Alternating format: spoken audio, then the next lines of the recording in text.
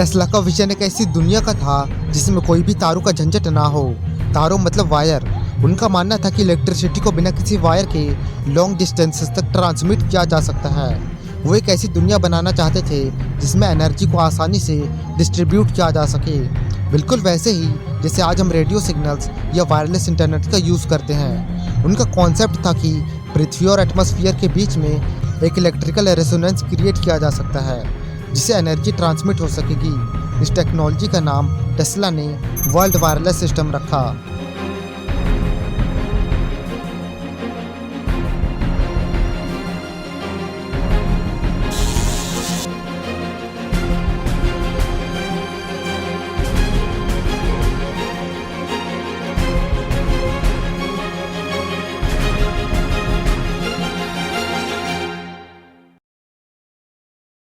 Tesla के wireless electricity project का सबसे बड़ा एग्जाम्पल था वार्डेनक्लिफ टावर। 1901 में उन्होंने न्यूयॉर्क के सोरेहम में एक बड़ा टावर बनाया। इस प्रोजेक्ट को जेपी मॉर्गन ने स्पॉन्सर किया था, जो उस टाइम के एक बड़े उद्योगपति थे। टेस्ला का प्लान था कि यह टावर वायरलेस कम्युनिकेशन के साथ साथ वायरलेस इलेक्ट्रिसिटी भी ट्रांसमिट करेगा।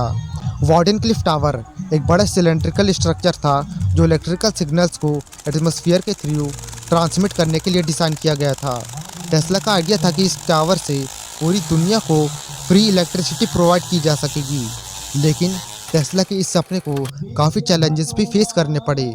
उस समय दुनिया अल्टरनेटिव करंट और डायरेक्ट करंट के बीच एक कंपटीशन देख रही थी, जिसमें थॉमस एडिसन और टेस्ला के आइडियाज़ के बीच टकराव था। एडिसन का डीसी सिस्टम ऑलरेडी सक्सेसफुल हो रहा था और लोग उसी टेक्नोलॉजी को सपोर्ट कर रहे थे। टेस्ला का कॉन्सेप्ट इनोवेटिव था, लेकिन प्रैक्टिकल इम्प्लीमेंटेशन के लिए काफ़ी पैसा चाहिए था। जब जेपी मॉर्गन को ये बात समझ आई कि टेस्ला का ये प्रोजेक्ट उनके लिए फाइनेंशियली बेनिफिट नहीं ला पाएगा, तो उन्होंने फंडिंग बंद कर दी and as a result Wardenclyffe tower incomplete रह गया और आखिरकार 1917 में इसे डिसमेंटल कर दिया गया। आज के टाइम में हम टेस्ला के वायरलेस इलेक्ट्रिसिटी का कॉन्सेप्ट का एक वर्जन देख रहे हैं, जैसे कि वायरलेस चार्जर्स। पर टेस्ला का सपना उस लेवल तक नहीं पहुंच पाया जैसा उन्होंने सोचा था, लेकिन उनके आइडियाज़ ने फ्यूचर के इन्वेंटर्स और इंजीनियर्स को काफ़ी ज़्यादा इंस्पायर किया है। लेकिन सवाल ये आता है कि आज भी क्यों 100 साल के बाद भी हम इस टेक्नोलॉजी को रियल लाइफ में इम्प्लीमेंट नहीं कर पाए हैं। मतलब आप खुद सोचो ना यार, ये बात हम 100 साल पहले की बात कर रहे हैं कि उन्होंने वायरलेस इलेक्ट्रिसिटी को बनाया था, और आज 100 साल बाद भी हम ऐसा कुछ करने का सोच भी नहीं पा रहे हैं। आखिर ऐसा क्यों है? आखिर क्यों कोई भी इस टेक्नोलॉजी को रियल लाइफ में इम्प्लीमेंट नहीं कर पाया है या करना ही नहीं चाहता? इम्प्लीमेंट करना तो दूर की बात है, आज तो कोई इस टेक्नोलॉजी के बारे में बात तक नहीं करता है। पर ऐसा क्यों है? वायरलेस इलेक्ट्रिसिटी में सबसे बड़ा इशू है एनर्जी एफिशिएंसी का। टेस्ला ने जिस वर्ल्ड वायरलेस सिस्टम का कॉन्सेप्ट दिया था, उसमें एनर्जी को लॉन्ग डिस्टेंसेस तक बिना वायर के ट्रांसफ़र करने की बात की थी, लेकिन वायरलेस एनर्जी ट्रांसफ़र करने में एनर्जी लॉस बहुत ज़्यादा होता है। मतलब जितने एनर्जी ट्रांसमिट करते हैं उसका एक बड़ा हिस्सा बीच में ही वेस्ट हो जाता है। मॉडर्न वायरलेस चार्जिंग जैसे फ़ोन चार्जर्स भी एफिशिएंट नहीं होते हैं। ये शॉर्ट डिस्टेंसेस तक काम करते हैं, जिसकी वजह से एनर्जी लॉस काफ़ी कम होता है। लेकिन लॉन्ग डिस्टेंस वायरलेस ट्रांसमिशन में एफिशिएंसी काफ़ी कम हो जाती है।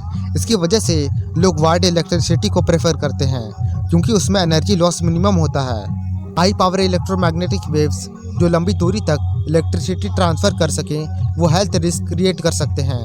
इनका एक्सपोजर ह्यूमन बॉडी या एनिमल्स के लिए हार्मफुल हो सकता है, क्योंकि ज़्यादा इलेक्ट्रोमैग्नेटिक रेडिएशन से हेल्थ प्रॉब्लम्स भी हो सकती हैं। टेस्ला ने ऐसा सोचा था कि वायरलेस पावर इन्वायरमेंट में हर तरफ अवेलेबल हो, लेकिन आज के समय में इस तरह की एनर्जी को बिना हेल्थ इश्यूज़ के डिस्ट्रीब्यूट करना मुश्किल है। गवर्नमेंट और सेफ्टी ऑर्गेनाइजेशंस भी इसी वजह से इस टेक्नोलॉजी के लार्ज स्केल एडॉप्शन को रिस्की मानते हैं। इलेक्ट्रिकल इंडस्ट्री एक कमर्शियल इंडस्ट्री है जहां पैसे ही सब कुछ होता है। टेस्ला का vision free wireless electricity provide करना था, जिससे लोगों को आसानी हो। लेकिन अगर इलेक्ट्रिसिटी को फ्री में प्रोवाइड किया गया तो एनर्जी कंपनीज को कोई भी फाइनेंशियल प्रॉफिट नहीं होगा। इसकी वजह से भी इंडस्ट्रीज ने कभी भी इस कॉन्सेप्ट को सीरियसली कंसीडर नहीं किया। वायर्ड इलेक्ट्रिसिटी को कंट्रोल करना और उनका पैसा लेना कंपैरेटिवली ईजी है। हमारी आज की पावर इंफ्रास्ट्रक्चर फॉसिल फ्यूल्स और न्यूक्लियर एनर्जी पर डिपेंडेंट है, जो आज की एक्सिस्टिंग पावर ग्रिड भी है। वो पूरा डिज़ाइन वायर्ड सिस्टम्स के लिए ही डिज़ाइन किया गया था। अगर वायरलेस इलेक्ट्रिसिटी को अडॉप्ट करना हो तो पूरा सिस्टम फिर से रीडिज़ाइन करना पड़ेगा, जो काफ़ी ज़्यादा महंगा और टाइम कंज्यूमिंग है।